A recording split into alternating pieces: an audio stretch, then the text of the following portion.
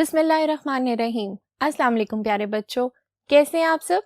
میں ہوں آپ کی ٹیچر سیدہ صدرہ اسلامیت لازمی کے لیے۔ تو بچوں، ہمارا عنوان چل رہا ہے نزول وحی کے بارے میں۔ ہم نے اس ٹاپک کو پڑھا، پھر ہم نے کی اس کی مشق کا حصہ اول جو کہ تھا MCQs کا پارٹ، جس میں ہم نے کی خالی جگہ کو پر کریں اور درست جواب کے گرد دائرہ لگانا۔ آج ہم کریں گے اسی چیپٹر سے ریلیٹڈ مشق کا حصہ نوم، جس میں ہم کریں گے سوالات کے جواب۔ چلیے بورڈ کی طرف چلتے ہیں اور مشق کا آغاز کرتے ہیں۔ ہاں جی، تو بچوں جیسے کہ میں نے آپ کو بتایا، آج ہم کریں گے مشق کا حصہ دوم، جس میں ہوگا سوال نمبر 3 جو کہ ہے سوالات کے جواب لکھیے۔ نمبر 1 کویسچن ہے جی کہ وحی سے کیا مراد ہے؟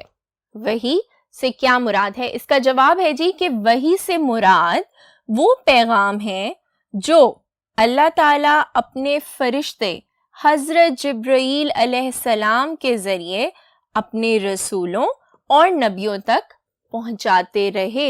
یعنی وحی وہ ہے جو اللہ تعالیٰ حضرت جبرائیل کے تھرو، حضرت جبرائیل کے ذریعے اپنے رسولوں اور نبیوں تک اپنا حکم، اپنا پیغام پہنچاتے رہے، جو پیغام حضرت محمد مصطفیٰ صلی اللہ علیہ وآلہ وسلم پر اللہ تعالیٰ نے حضرت جبرائیل علیہ السلام کے ذریعے پہنچایا تھا تاکہ وہ لوگوں کی رہنمائی اور ان کو ہدایت دے سکیں۔ اب ہے جی سوال نمبر 2، وہ ہے جی کہ غار حرا کہاں واقع ہے، یعنی کس جگہ پہ موجود ہے؟ تو اس کا جواب ہے جی کہ غار حرا مکہ سے 3 کلومیٹر دور ایک پہاڑ ہے جی، جس کا نام ہے جبل نور۔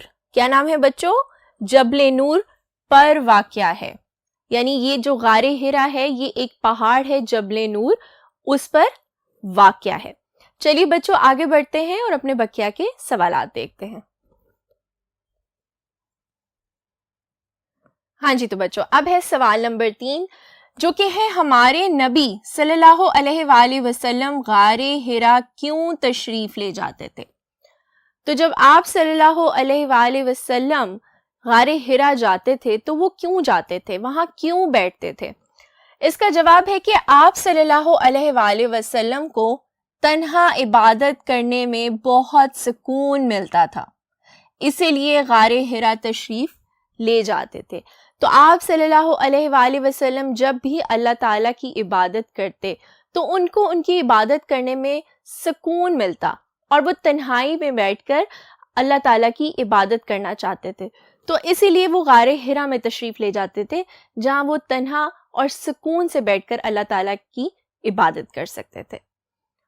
اب ہے جی سوال نمبر 4 جو کہ ہے کہ غار حرا میں آپ صلی اللہ علیہ وآلہ وسلم کے ساتھ کیا واقعہ پیش آیا؟ یعنی جب آپ اللہ تعالیٰ کی عبادت میں مصروف تھے غار حرا میں تو ایسا کیا واقعہ پیش آیا؟ چلیے دیکھتے ہیں۔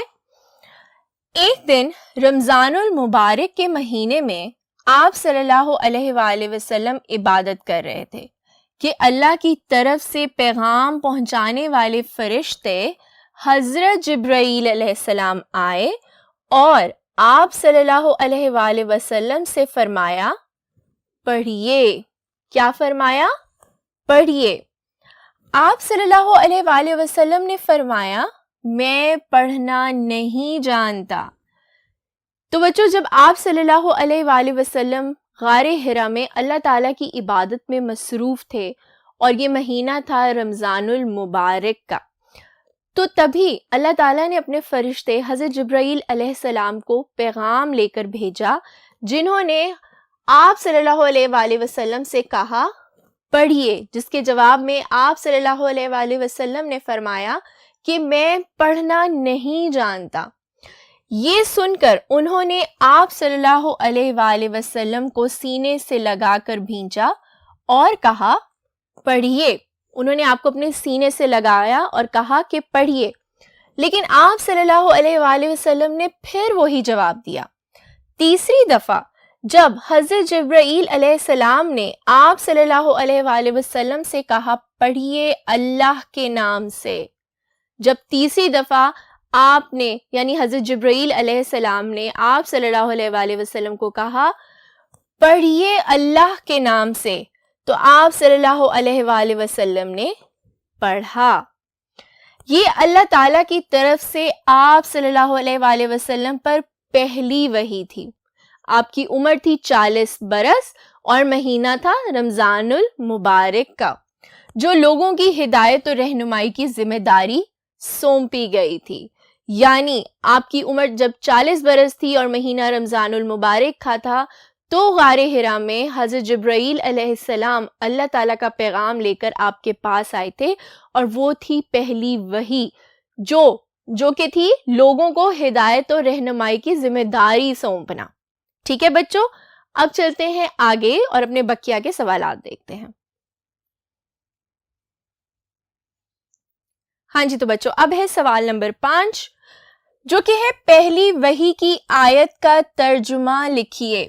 یعنی جو پہلی وحی یعنی اللہ تعالیٰ کا پیغام جو آپ تک پہنچایا تھا حضرت جبرائیل علیہ السلام نے، ہم نے لکھنا ہے اس کا ترجمہ.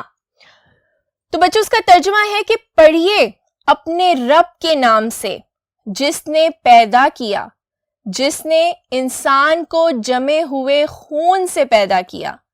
پڑھ، تیرا رب بڑا کریم ہے، جس نے انسان کو قلم کے ذریعے علم سکھایا، انسان کو وہ سب کچھ سکھایا جو وہ نہیں جانتا تھا.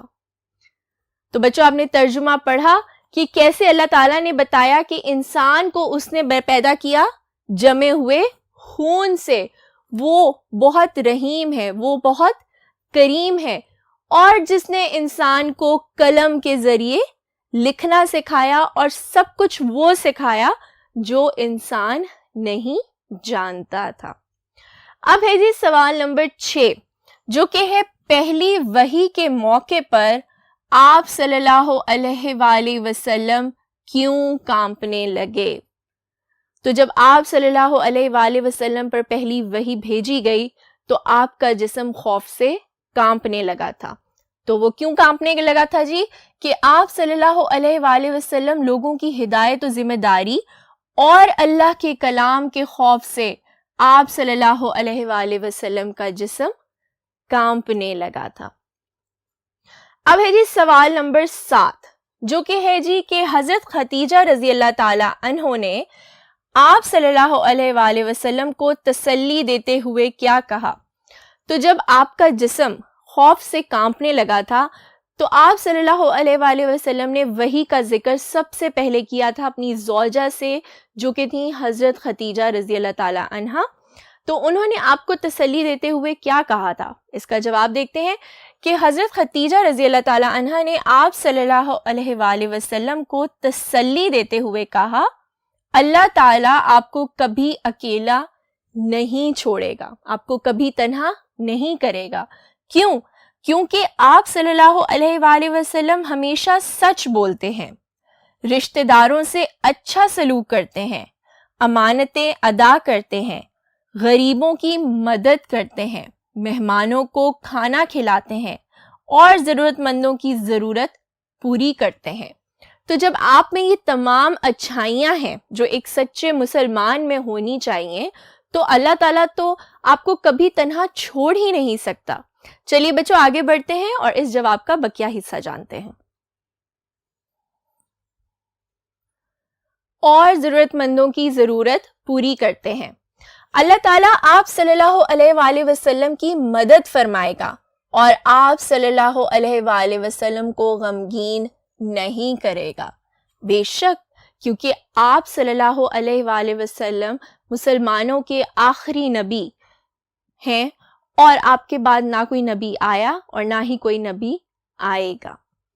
آج کا ہمارا آخری سوال جو کہ ہے سوال نمبر 8 کہ ورقہ بن نوفل نے نبی کریم صلی اللہ علیہ وآلہ وسلم کی بات سن کر کیا کہا. تو جب آپ صلی اللہ علیہ وآلہ وسلم خوف سے کانپنے لگے اور آپ نے یہ ذکر کیا حضرت خدیجہ رضی اللہ تعالی عنہا سے تو وہ آپ کو لے کر گئیں اپنے چچا زاد بھائی ورقہ بن نوفل کے پاس. اور جب آپ ان کے پاس گئے تو آپ نے ان کے پاس سارا واقعہ بیان کیا جس کے جواب میں انہوں نے کیا کہا. چلیے پڑھتے ہیں کہ جب آپ صلی اللہ علیہ وآلہ وسلم نے ورقہ بن نوفل کو پورا واقعہ سنایا تو انہوں نے کہا خدا کی قسم یہ تو وہی فرشتہ ہے جو آپ صلی اللہ علیہ وآلہ وسلم سے پہلے حضرت موسیٰ علیہ السلام اور حضرت عیسیٰ علیہ السلام کے پاس آیا کرتا تھا۔ وہی فرشتہ کون سا؟ یعنی حضرت جبرائیل علیہ السلام۔ آپ صلی اللہ علیہ وآلہ وسلم اللہ کے نبی ہیں۔ یعنی ورقہ بن نوفل نے آپ صلی اللہ علیہ وآلہ وسلم کو کہا کہ آپ پر وحی نازل ہوئی ہے اسی فرشتے کے ذریعے جو آپ سے پہلے حضرت موسیٰ علیہ السلام اور حضرت عیسیٰ علیہ السلام کے پاس اللہ تعالیٰ کا پیغام لے کر آیا کرتے تھے۔ بے شک آپ صلی اللہ علیہ وآلہ وسلم اللہ کے نبی ہیں۔ کاش میں اس وقت تک زندہ رہوں جب آپ صلی اللہ علیہ وآلہ وسلم کی قوم آپ صلی اللہ علیہ وآلہ وسلم کو مکہ سے نکال دے گی، اور انہوں نے یہ خواہش کی، یہ دعا کی کہ کاش میں اس وقت تک زندہ رہوں جب آپ صلی اللہ علیہ وآلہ وسلم کی قوم آپ کو مکہ سے نکال دے گی۔ نبی اکرم صلی اللہ علیہ وآلہ وسلم نے پوچھا کیا ایسا ہوگا؟ ورقہ بن نوفل نے کہا اللہ کا پیغام جو نبی لے کر آیا ہے اس کی قوم اس کے ساتھ دشمنی کی، یعنی جس نبی نے بھی اللہ تعالیٰ کا پیغام اپنے لوگوں تک پہنچانے کی کوشش کی تو ان کی قوم ان کے ساتھ دشمن بن گئی۔ اگر میں اس وقت تک زندہ رہا تو آپ صلی اللہ علیہ وآلہ وسلم کی بھرپور مدد کروں گا، اور ورقہ بن نوفل نے کہا کہ اگر میں تب تک زندہ رہا تو میں آپ کی بھرپور مدد کروں گا۔